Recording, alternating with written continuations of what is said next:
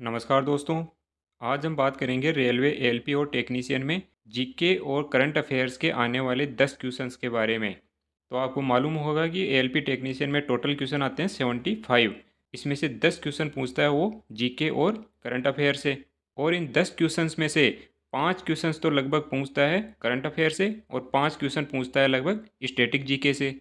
तो आप पूछेंगे कि करंट अफेयर्स के 5 क्वेश्चन तो कहाँ से पढ़ें और स्टैटिक जीके के ये 5 क्वेश्चन कहाँ से पढ़ें। तो मैं आपको बता देता हूँ कि जो करंट अफेयर के 5 क्वेश्चन आएंगे उसके लिए तो मैं वीकली करंट अफेयर्स डालता रहता हूँ चैनल पे, और मंथली करंट अफेयर्स भी आते रहेंगे। और दिसंबर 2023 से लेकर के, और एग्ज़ाम होने वाला है एएलपी का जून में, तो जून 2024 तक के जो करंट अफेयर्स है सिर्फ वहीं पढ़ने हैं। दिसंबर 2023 से पहले के करंट अफेयर नहीं पूछेगा। एएलपी टेक्नीशियन में लास्ट 6 मंथ के करंट अफेयर पूछता है, तो आपको ज़्यादा फोकस जो है दिसंबर 2023 से जून 2024 के क्वेश्चंस पर ही रखना है।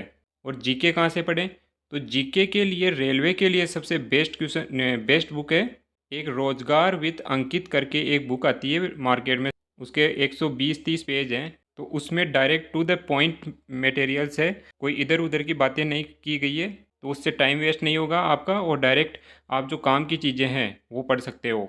तो रोजगार विद अंकित खरीद लेना, मार्केट में मिल जाएगी एक। अब देखते हैं कि इसके अंदर इन ये 10 क्वेश्चन जो आते हैं करंट अफेयर और जीके से, ये किस टाइप के क्वेश्चन आते हैं।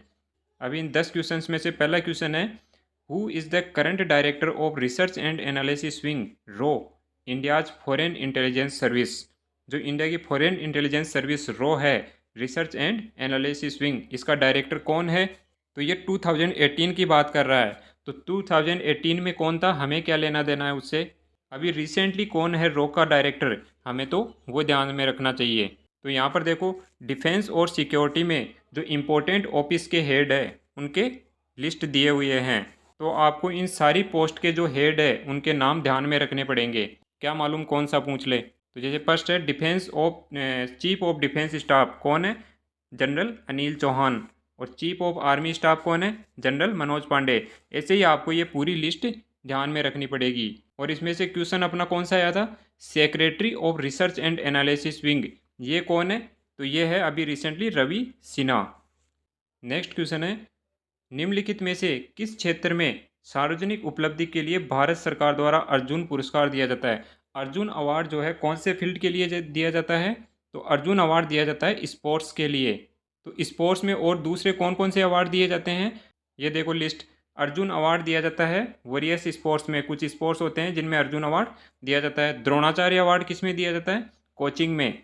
स्पोर्ट्स में जो कोच होते हैं उनके लिए द्रोणाचार्य अवार्ड दिया जाता है। और राजीव गांधी खेल रत्न अवार्ड ये भी स्पोर्ट्स में दिया जाता है। और पद्मश्री, पद्म भूषण और पद्म विभूषण, ये तीनों अवार्ड भी जो है स्पोर्ट्स में दिए जाते हैं। ये तीनों अवार्ड सिर्फ स्पोर्ट्स में नहीं दिए जाते, और भी फील्ड में दिए जाते हैं, लेकिन स्पोर्ट्स में भी दिए जाते हैं। नेक्स्ट क्वेश्चन है, who is the only Indian economist to have won the Nobel prize. एकमात्र भारतीय कौन था जिन्होंने अर्थशास्त्र में नोबेल प्राइज़ जीता था। तो अर्थशास्त्र में नोबेल प्राइज़ जीतने वाले थे अमर्त्य सेन। उस टाइम 2018 की बात कर रहा है ये। उसके बाद तो अर्थशास्त्र में और भी इंडियन को मिल गए नोबेल प्राइज़। अब यहाँ पर उन इंडियंस की लिस्ट दी हुई है जिन्होंने अब तक नोबेल प्राइज़ जीते हैं। जैसे लिटरेचर में सबसे पहले नोबेल प्राइज़ जीता था रविंद्रनाथ टैगोर ने, कौन से ईयर में, 1913 में। और फिजिक्स में दो लोगों ने नोबेल प्राइज़ जीता है, सीवी रमन और सुब्रमण्यन चंद्रशेखर ने। और फिजियोलॉजी और मेडिसिन में हरगोविंद खुराना ने जीता है। पीस में मदर टेरेसा और कैलाश सत्यार्थी ने जीता है। और इकोनॉमिक्स में किसने जीता है, अमर्त्य सेन और अभिजीत बनर्जी। अब क्वेश्चन पूछा था 2018 में, उस टाइम तो सिर्फ अमर्त्य सेन ने ही नोबेल प्राइज़ जीता था इकोनॉमिक्स में, लेकिन फिर 2019 में जो है अभिजीत बनर्जी को भी नोबेल प्राइज़ मिल गया। नेक्स्ट क्वेश्चन है, who is the famous Indian actress who stars in Quantico TV series on American broadcasting corporation. American broadcasting corporation के अंदर क्वांटिको टीवी सीरीज के अंदर स्टार्स किसने किया था, प्रियंका चोपड़ा ने।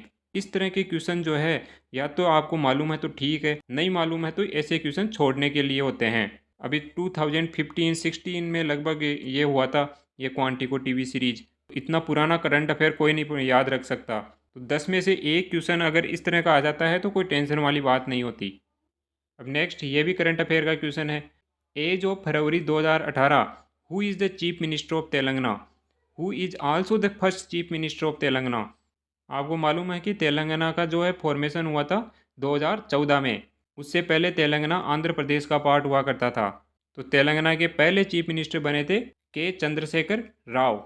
और अभी रिसेंटली तेलंगाना के चीफ मिनिस्टर कौन है? सिर्फ तेलंगाना के ही नहीं, आपको दिसंबर 2023 से लेकर के अभी तक के जितने नए चीफ मिनिस्टर की अपॉइंटमेंट हुई है वो सब याद रखने चाहिए। तो यहाँ देखो ये लिस्ट है जो रिसेंटली चीफ मिनिस्टर बने हैं। छत्तीसगढ़ के चीफ मिनिस्टर कौन बने? विष्णुदेव साई। हरियाणा के कौन है? नायब सिंह सैनी। झारखंड के कौन है? चांपी सोरेन। तो इसी तरह से आपको ये सारी लिस्ट याद रखनी पड़ेगी।